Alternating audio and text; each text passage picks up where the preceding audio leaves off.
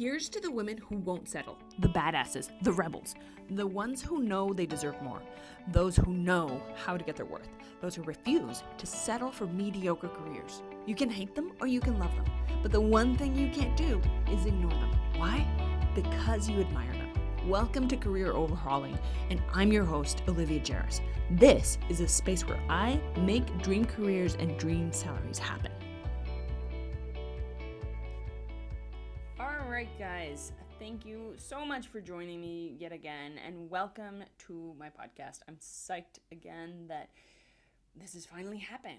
We've been working on compiling materials and questions to create a podcast for really months, or close to, well, actually over a year now that I think of it. And our goal is in each episode to deconstruct all the tools and tactics that we see in the salary coaching trenches that are successfully getting women their dream jobs and landing them those big paychecks. My goal here is to really extract those tactics, tools, and routines so that you can actually use them and implement them. Now, this might include recommending books, sites, and strategies, or like time management tricks, for example, and much, much more that will essentially cover everything you need to know in order for us to get you to that place of utter satisfaction and happiness with your career and salary. Now, today I am going to deconstruct for you where or what really you need to be doing with your LinkedIn profile. We have a limited amount of time, but I am going to give you the skinny on everything that you need to be doing with your LinkedIn profile. Now, I'm going to start out by saying one of the reasons I'm really good at what I do and why you will see my work all over the media like CNN, Forbes, BBC, etc. is because what I do is very different. The way I approach LinkedIn, your resume, etc. is very, very, very different from the way you will see it's done by career coaches, career counselors, and resume experts. Why? Because my angle at this is coming from the compensation side. So from really the hiring and the winning side and setting salaries. So my approach is really quantitative and results driven. I'm not a big proponent of in any way using efforts that aren't going to provide you with mediocre results. So in many ways, it's kind of like the go big or go home. You're either going to do it the right way or you're just not going to do it and waste your time. So with that in mind, most people are going to tell you that LinkedIn is a tool for you to network and connect with potential people that could open opportunities for you, right? But the problem with this, and what I have seen, is that the people that you're actually connecting with or trying to connect with aren't usually hanging out on LinkedIn. The people that usually hang out on LinkedIn are recruiters, headhunters, hiring managers, etc. So what does this mean for you? What it means is that if you send like a cold message to the CEO of a company that you want to work with, odds are this person either won't see the message because they don't really hang out, and they might receive the email that they have a notification in their spam folder, but they probably won't take the time to check it. And if they do, many companies have policies of either forwarding any kind of LinkedIn message directly to HR or to not respond to them. So this is why a lot of the advice that you're going to find that says, oh, connect with your ideal boss or with your dream company through LinkedIn is a bit, it's kind of like shooting in the dark. Like there's really no, less than no guarantee that it's going to be responded. You could be using your time much more efficiently with tactics and techniques that really are more likely to drive results than that. So what I say is, okay, think about who hangs out on LinkedIn. Like we said, it's hiring managers, recruiters, and headhunters. So what do I need to be doing with my LinkedIn profile? I need to be targeting and deliberately using my language and everything that I have just at my disposal within LinkedIn to target their needs, to make sure that I persuade them that I am the best identified candidate to that is going to meet their needs. All right. So I'm going to go through a few basic steps here that will optimize your profile so that you show up at the top of the list, like in the top pages or first page of a recruiter and headhunter when they are searching for candidates just like you. Okay? Because if your profile looks like a profile that is really bragging about yourself and showcasing your accomplishments, it might get seen, but it will likely not make the top of the pile. It will likely not make the top 3 pages, really, of candidates or of potential candidates if you don't have the right keywords and the right ways. If your profile is not optimized to ensure that recruiters and headhunters and hiring managers see your profile first.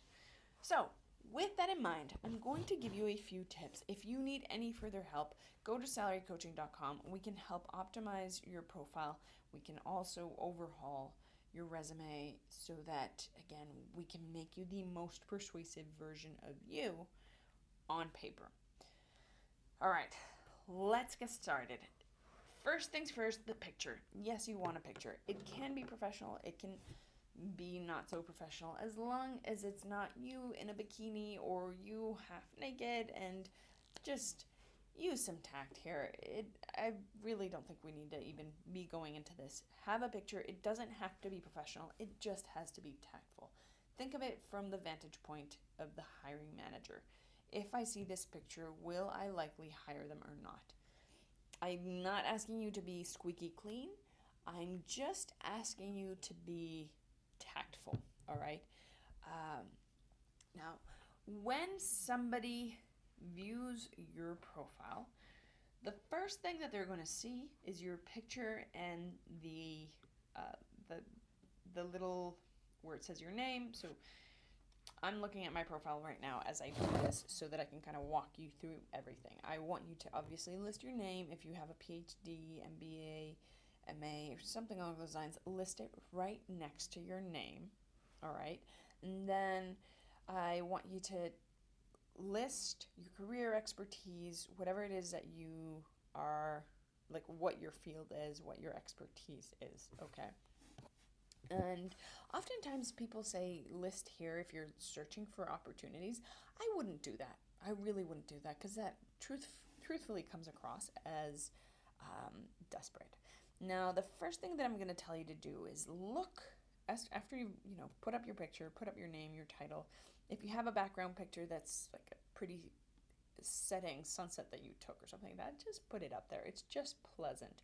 And what you can do with that picture is really influence the mood of the person when they read and they view your profile. All right. And why am I telling you to do this? Is because in the first 7 seconds, people will decide whether or not they like you. And the way the human brain operates, they're going to spend the rest of their time on your profile corroborating their initial impression. So if their initial impression is that they don't like you, then they're going to spend the rest of their time that they spend on your profile corroborating that they like you rather than finding reasons to not like you. It's just how our brain operates. We tend to make assumptions and then to try to find evidence to support our assumptions. Then I want you to make sure you have at least 500 connections.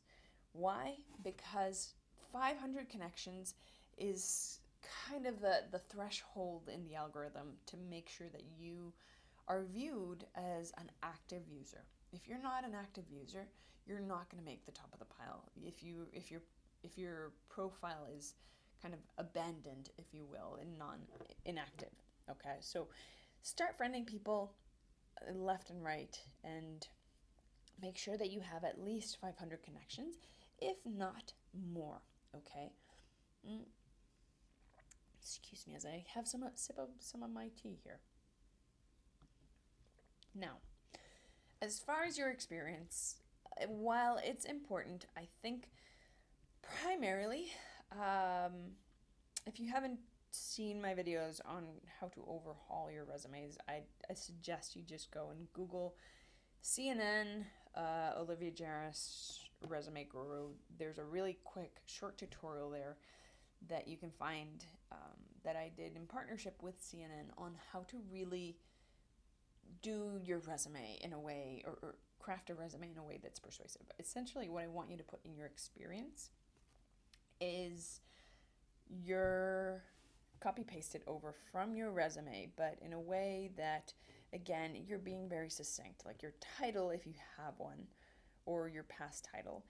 Um, I'm going to have another episode on resumes and listing your experience and how to lay it out, because we don't have the bandwidth to go into how you list out your experience in your resume. But essentially, what I want you to do is be very succinct with this information. Put your title, the company that you work for, the timeline, if you worked until December 2017, list 2017 as a year that you finished working at the company.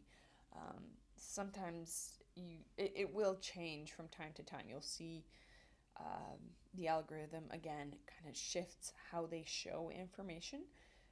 But if you have to put the years and when you ended working, it will probably just list and show the years that you worked from.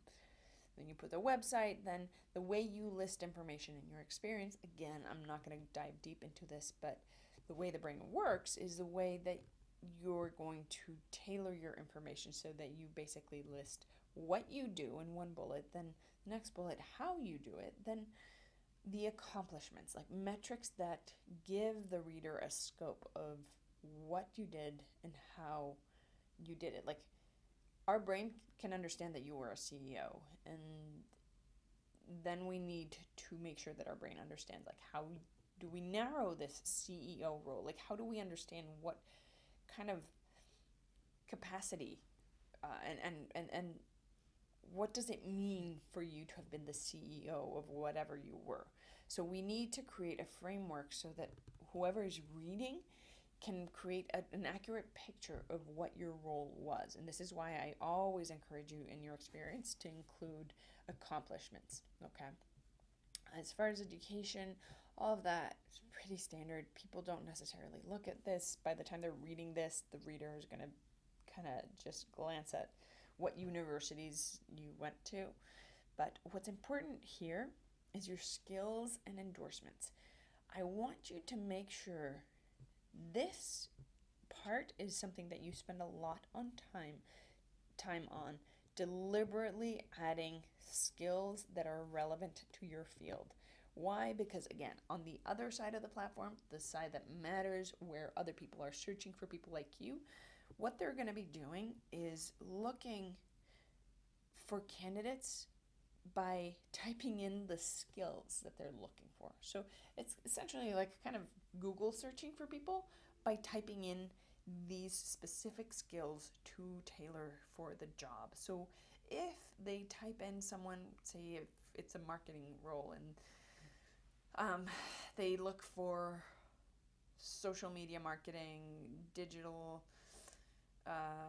targeting, etc., like words that are specific to the industry, your name is more than likely to pop up first. So this is why I know every single time people talk to me about their LinkedIn profile, they tell me that, well, skills and endorsements, I don't really have many, and I really, it seems like unnecessary to list my skills. It is not. It is fundamental. If there's anything that you do, and I would say even more important than listing your experience, it's like go to the skills section, because this is going to show up on the other end of the platform and what people are going to be looking for when they're searching for candidates like you. If you can get recommendations from people, by all means do so, because those will look good on your end. They're not a must, um, but they are useful. And certifications, of course, are important. Interests. Now, if you join interest groups, I highly suggest that you actively participate. Why? Because if you do this, you are going to find yourself in circles with potential connections that could indeed become your future employer. So, if you're also in somebody, say a recruiter's network, so someone who's hiring for Humana or I don't know, Google, okay? If you're in the Google network and in terms of interests that you follow them on LinkedIn, if a recruiter from Google is searching for someone with the skill sets that you already kind of typed in and to your profile, and they see that you're part of this group in Google, you're going to show up further up in the rankings for that particular position when you're applying for someone or when they're searching for someone like you. Does that make sense? So make sure that you have those skills and endorsements if you have them, but you also follow them in the interest section. Now, another thing that is important here is to optimize the back end of your profile. What do I mean by this? Well, if you go to the top of the screen in your LinkedIn profile and you go to the right side where it says me, hover over that and go into setting under account. You're going to find settings and privacy. I want you to click that, open, and you will go to privacy. Okay, and I want you to edit these, go through every single one of these tabs, little tabs, which you can kind of toggle on and off certain things. The first thing that's really important, it's important that you go through all of them just so that you can really have your profile work for you. But what I want you to do is go to how others, so under privacy, you go to how others see your LinkedIn activity and sharing profile edits. Now, this is one that is going to depend on your circumstance, but I'm just going to point through the most important ones that I know are going to impact your leverage potential or your job search, etc. If you are actively seeking and you don't care that your current employer, past employer, or anyone around you finds out, in fact, you might actually benefit from them finding out that you're job searching and making changes in your career, then I'll ask you to go to this how others LinkedIn see your LinkedIn activity, go under sharing profile edits and toggle that to yes. Okay. If you share your profile edits, people will be able to see this. Now, it's up to you to choose whether or not you want them to do this. So if you are currently employed and you're searching for opportunities, but you don't want your employer to know, I would leave this toggled to no. And then keep going a little bit further down and go to job seeking preferences. Job application settings. Here. Well, under job seeking preferences, what's really most important is the second little tab. Let recruiters know you're open to opportunities. So I want you to go in here and change, okay?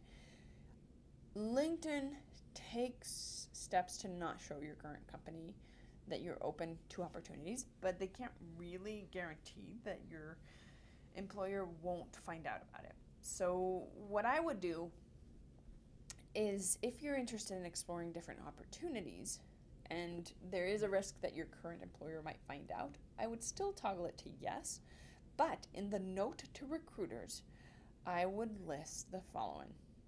And again, this is if you're currently employed and it might become a problem that your company knows that you're interested in opportunities. I would write in the note to recruiters,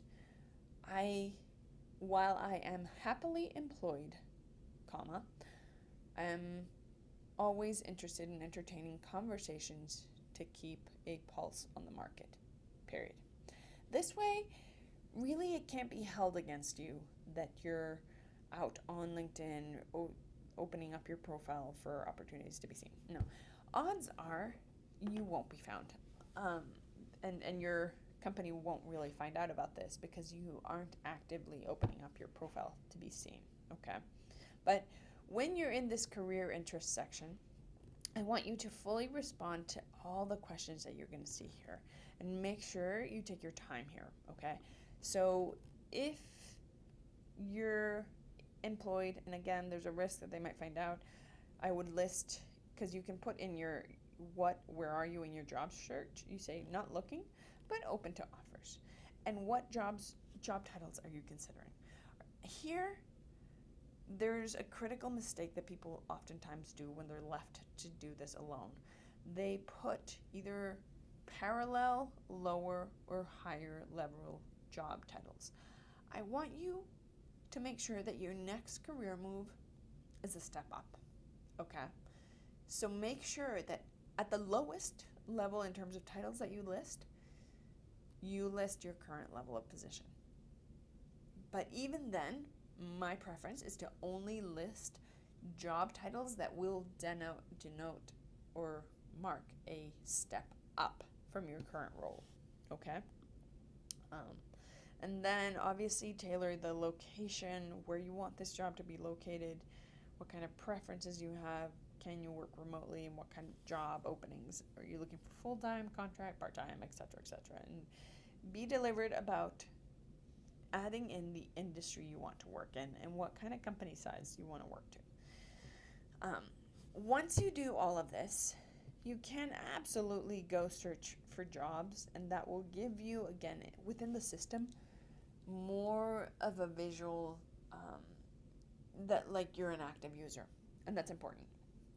That's important for you to rank again actively on the platform, on the other side of the platform. So if they sense that you are looking for opportunities, they will automatically kind of link you up a little bit further in on the rankings. So once you do that, you can close out of your privacy settings, and you do not, this is a question I get often, you do not need to buy premium. The secrets that I've just given you are essentially to help you not have to buy a premium, because even then when you do buy premium, your profile is not optimized on both ends. You still have to do these things so that you can, these steps that I just gave you, so that you can be optimized on both ends of the profile spectrum, but particularly for those offering jobs or looking for people like you. So, all right, that's pretty much enough information, I think. I hope I haven't overwhelmed you, but you know, we've gone on for like 22 minutes, 23 minutes, something along those lines, and you've got plenty of information. So I would suggest that you listen to this as you go through your LinkedIn profile and make all of these edits. It shouldn't take you more than, well, it took me 20 minutes to go through everything. It shouldn't really take you more than 20 or 30 minutes to actually implement these changes so that job opportunities start finding you. So just to recap, you don't have to optimize your LinkedIn profile so that you can network with other people. You have to optimize it so that opportunities are finding you. This is not conventional advice, but it's the advice that is going to work. So if you have any questions, if you want our kind of do-it-yourself tutorial, which goes a much more in-depth on helping you figure this out, submit your questions, send us a note at ask@salarycoaching.com or visit us at salarycoaching.com.